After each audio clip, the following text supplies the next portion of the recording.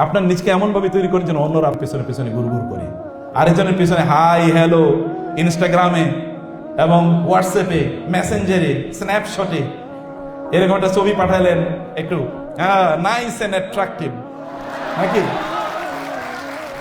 আছে না? যে আপনারা এমন চরিত্র, এমন যোগ্যতা নির্মাণ করেন যে মেয়ের বাবারা আপনাদের পিছনে পিছনে ঘুরবে যে বাবা আমার মেয়েটার একটু বিয়ে করো না, অথবা মেয়েরা আপনাদেরকে প্রপোজ করবে তুমি আমারে বিয়ে করো।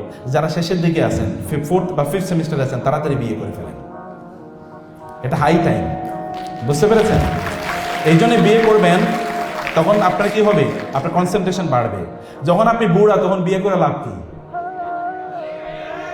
তখন তো আপনার বিয়ে করে কোনো প্রয়োজন নাই। বুঝতে পেরেছেন? বিয়ে করলে আল্লাহ তাআলা রিজিক বাড়িয়ে দেন, রিজিক কমান না। আর আপনি যারা বিয়ে করবেন তার রিজিকের মালিক কি আপনি নাকি? রিজিকের মালিক যিনি, উনি তো রিজিক মেনটেন করে রেখেছেন। তথাকথিত ওয়েস্টার্ন ধারণা আমি প্রতিষ্ঠিত হতে চাই, প্রতিষ্ঠিত মানে কি? প্রতিষ্ঠিত মানে কি? আপনার ফ্ল্যাট হবে, কার জন্য ফ্ল্যাট করবেন? বাচ্চা জন্ম নেবে, যখন বিয়ে করবেন তখন বাচ্চা জন্মের বয়স অলরেডি শেষ, তাইলে কার জন্য আপনি ফ্ল্যাট করবেন?